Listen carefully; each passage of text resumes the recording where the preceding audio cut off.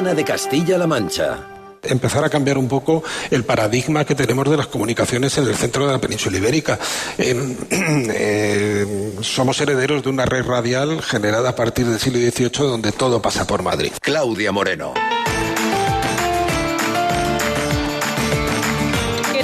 Buenas tardes, abrimos la ventana de Castilla-La Mancha en este miércoles 9 de abril con Jesús Carrobles, director de la Real Academia de Bellas Artes y Ciencias Históricas de Toledo. Hoy arrancamos con los laboratorios de conversación que impulsamos desde la SER en Castilla-La Mancha y hoy nos adentramos en las infraestructuras de la comunidad autónoma. Lo hacemos en esta tarde desde el Salón Rico de Toledo para hablar de una región clave en el corazón de España.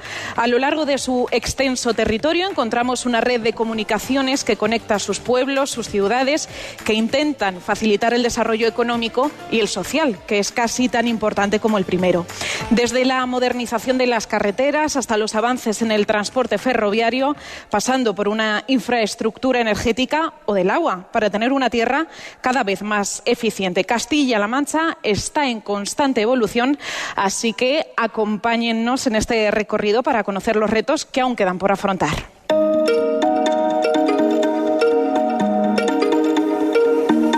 Y lo primero, antes de nada, es resumir lo que ha dado de sí el primero de los 5 laboratorios de conversación, la primera parte de este laboratorio, celebrado esta tarde aquí en Toledo, y que José Carlos Rejas, buenas tardes. Buenas tardes, Claudia. Ha versado sobre infraestructuras, conexiones y desarrollo logístico aquí en Castilla-La Mancha. Sí, lo ha hecho con una idea clara que ha estado presente en las 3 mesas de debate, la necesidad de vertebrar el país con otros ejes de comunicación diferentes al corredor mediterráneo a los que ya confluyen en Madrid. Lo decía así Jesús Carrobles, lo escuchábamos antes, director de la Real Academia de Bellas Artes y Ciencias Históricas de Toledo. Esto que hemos hecho en 300 años no lo podemos cambiar en 5, pero sí que tendremos que empezar a generar ejes transversales, ejes que no necesariamente nos lleven a todos por Madrid, independientemente de que nos deslumbre ese foco madrileño como principal foco de atracción, como principal elemento de atracción. Y en esa necesidad de democratizar las infraestructuras, ¿el AVE puede jugar un papel fundamental? Sí, se ha debatido mucho sobre el AVE Madrid-Lisboa, su paso por Toledo y Talavera, y se ha incidido en la necesidad de que los estudios informativos del Ministerio sean más completos, más elaborados, también en el consenso entre las instituciones y en cómo conectar los diversos corredores del AVE en Castilla-La Mancha que ya existen y los que están en proyecto para mejorar la conectividad de la región. Félix Ruiz Rabadán es secretario del Colegio de Ingenieros de Caminos, Canales y Puertos de la demarcación de Castilla-La Mancha.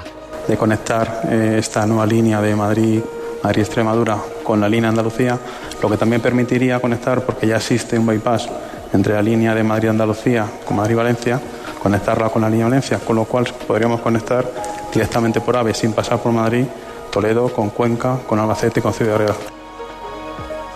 También se ha hablado de logística, un sector en el que Castilla-La Mancha, en ese corazón del mapa, destaca con pueblos tan importantes como el de la Sagra Toledana o el del corredor del Henares. Y en el que sobresale la localidad de Illescas. Marta Simón, directora general de FM Logistics, una de las grandes empresas del sector, ponía el acento en otro de los problemas importantes a los que se enfrentan este tipo de empresas.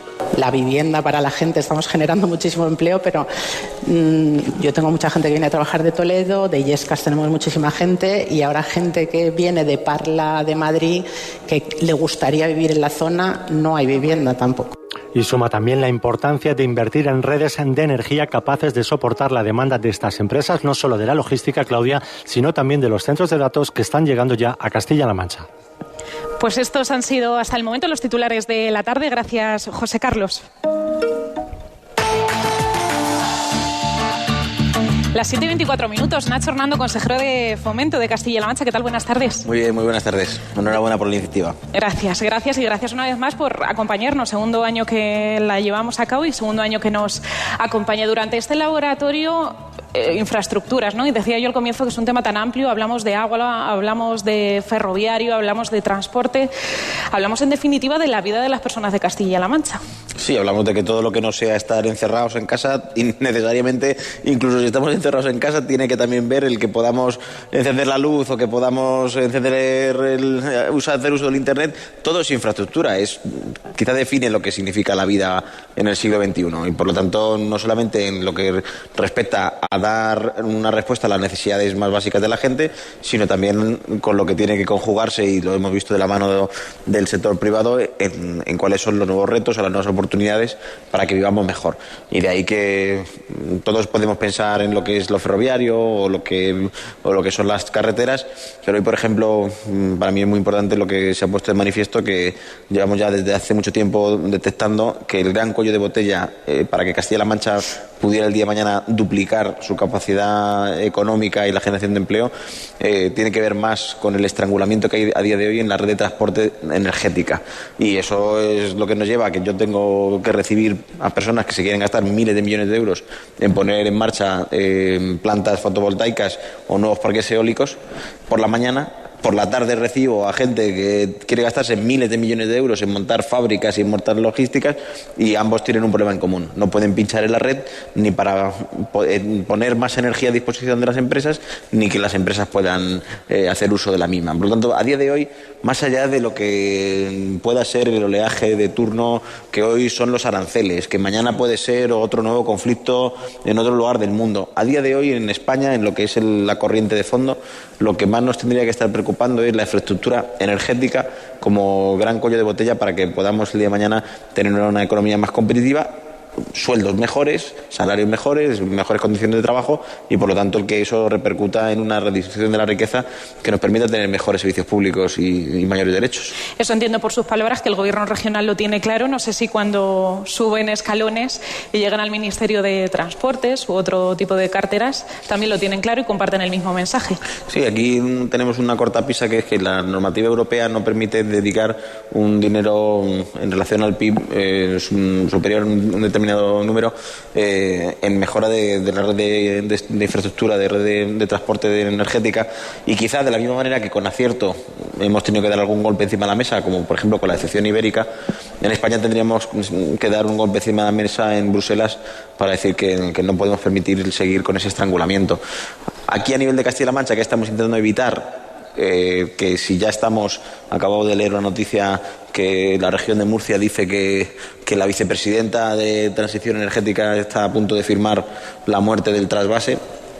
Bueno, pues si hemos conseguido convencer con argumentos que el trasvase del agua era injusto y que además ni siquiera es una fuente ni sostenible ni razonable como recurso precario que es para el propio Levante, estamos en el ocaso del trasvase, y lo que no podemos permitir es que veamos cómo nace un nuevo trasvase, en este caso el de la luz. Es decir, que aquí tenemos las plantas fotovoltaicas para alimentar a regiones como por ejemplo la Comunidad de Madrid, y que no podamos nosotros pinchar en esa red de transporte para generar riqueza. Sería muy injusto que nosotros, que aquí no hemos abordado este debate con ningún tipo de telaraña ideológica, no como por ejemplo en la región de Murcia, donde Vox le impuso al PP el que no se pudiera plantear nuevas instalaciones fotovoltaicas por una cuestión de ideología, del peor sentido de la palabra. En otras regiones como la nuestra estamos dispuestos a que haya ese tipo de inversiones, pero claro, no para que luego ese valor añadido se vaya a otras zonas de España donde ya hay también riqueza. Queremos que también se pueda distribuir aquí. En ese generamiento, ¿no? de esa generación, de la riqueza, tenemos también el tren Madrid-Lisboa. Por fin se ha superado el mensaje de que pare por Toledo, pero ahora hay otro mensaje que es cómo, de qué manera. Decía que a finales de mes esperan la respuesta del Ministerio. Sí, yo creo que para finales de mes podremos tener alguna respuesta por parte del Ministerio de Transportes. Nos gustaría ya que se ha finalizado el periodo de alegaciones, es decir, el periodo en el que se nos ha pedido que opinemos, y hemos querido opinar con todo el mundo. Nos hemos reunido con el Colegio de Caminos, nos hemos reunido con los colegios profesionales, nos hemos reunido con los vecinos. Incluso me alegra el que se haya podido plantear en el laboratorio de hoy el que, fruto de esas reuniones, primero ha habido personas que han destacado el clima de esas reuniones, un clima razonable, educado, tranquilo, y el que también otra representante de los vecinos haya planteado el que precisamente fruto de esas reuniones donde hemos podido compartir información, con más información hayan podido tomar decisiones que se asemejan más al planteamiento, a las alternativas, a las mejoras que planteamos desde la Junta, coordinadamente con el Ayuntamiento. Bueno, yo entiendo que el Gobierno de España o cualquier Gobierno de España tiene que decidir sobre si el AVE pasa o no por una determinada zona, pero tiene mucho más sentido, incluso desde el punto de vista democrático, el cómo lo respondamos quienes estamos más cerca del día a día y más cerca de los vecinos y de las vecinas, y quienes hemos sabido representar los intereses de la ciudadanía para la puesta en marcha de un estado del bienestar, de las cosas que más nos importan como ciudadanos, como puede ser la sanidad, la educación, la atención a las personas vulnerables, personas con discapacidad, a las personas mayores. Si se nos ha confiado el cómo de los grandes derechos de este país en cuestiones tan importantes, ¿cómo no se nos va a confiar también el que nuestra opinión tenga mucho peso a la hora de decir cómo tiene que atravesar una ciudad o una región, una infraestructura que cuando ya esté hecha no lo podemos mover un poquito más para allá o un poquito más para acá, ya se queda por el resto de los tiempos. Ahora escucharemos también la historia, ¿no?, de Cuenca y qué pasó con el tren convencional, cómo está comunicada a día de hoy. Pero antes de despedirle, consejero, porque sé que tiene prisa, me gustaría casi que robarle un titular. Es clave también para el desarrollo de la zona de la Alcarria. ¿Qué sucede con la autovía y qué puede suceder en los próximos tiempos? Porque es un tema que llevamos coleando con él años y años y los vecinos de la zona siguen allí igual. ¿Con la autovía de la Alcarria se refiere usted, la que une Tarancón y Guadalajara? Esa es. Sí, bueno, ahí el Ministerio se comprometió con nosotros a que en la medida en la que nosotros íbamos a hacer la autovía Albacete-Cuenca y se nos transfirió a una nacional, se comprometía el Ministerio a cambio a hacer la autovía de la Alcarria. ¿Qué ha ocurrido 20 años después? Como bien dices, el Ministerio no creo ni que haya sellado el documento, como mucho habrá llegado a ese trámite administrativo.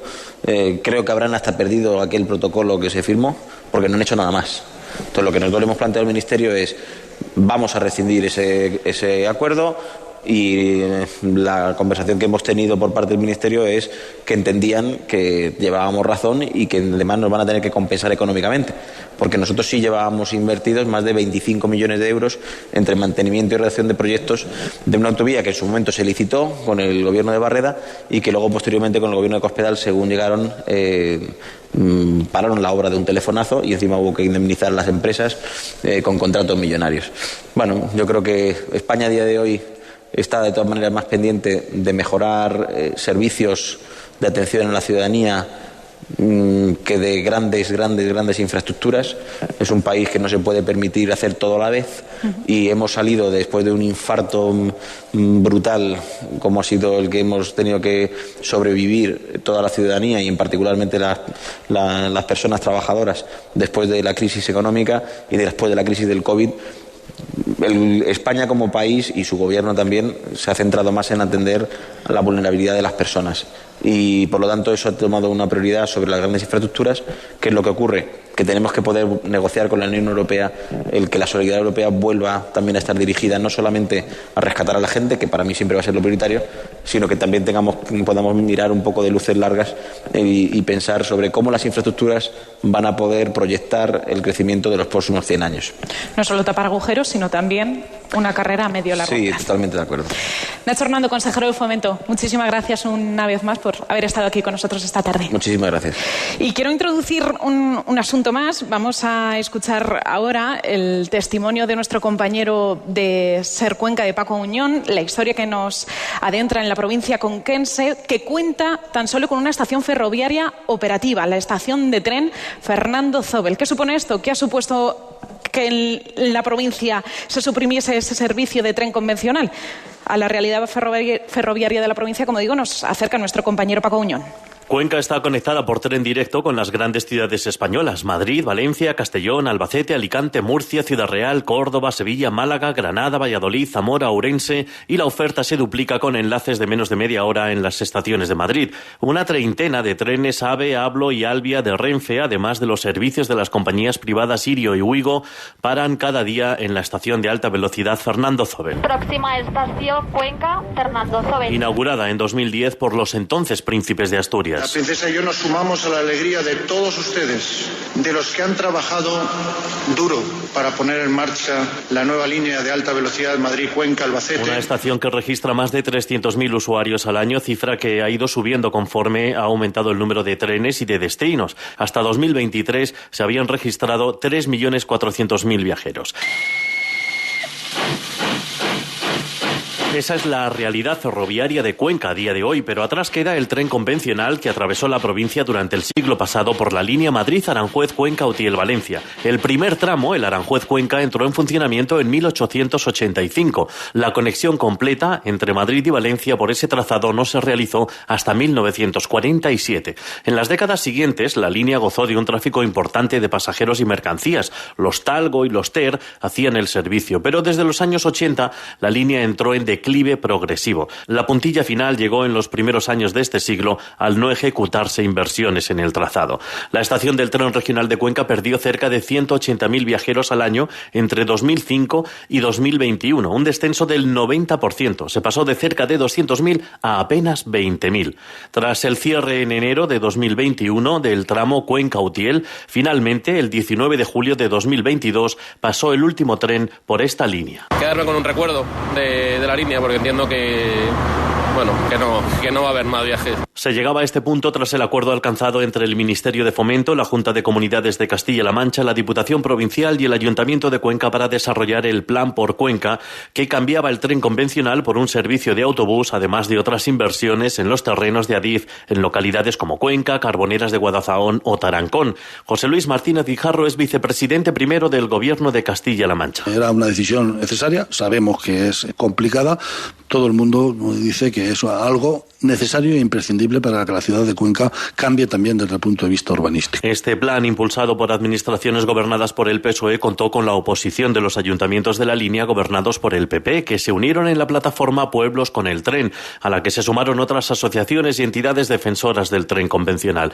Fran Domènech, alcalde de Huete, es portavoz de esta plataforma. Una actitud totalmente derrotista, que es que no, esto no vale, es que no hay gente, es que pues entonces cerremos la provincia. A instancias de esta plataforma, el 29 de junio de 2023, un auto del Tribunal Supremo suspendió cautelarmente ese acuerdo del Consejo de Ministros en el cual se decretaba el cierre del tramo Tarancón-Utiel, ante el perjuicio que causaría, decía, dicho cierre a los municipios afectados. El pasado 17 de diciembre, el propio Supremo desestimaba ese recurso. La sentencia subrayaba que los ayuntamientos demandantes no aportaron pruebas concretas que demuestren la arbitrariedad o ilegalidad del acuerdo.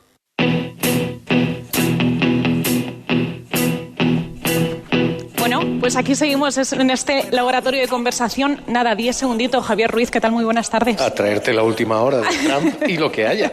Y lo que se ponga por delante. Tenemos aranceles del 125% para China, se acaban de declarar, vamos a ver cómo nos afectan, y tregua para Europa, vamos a ver cómo nos afecta.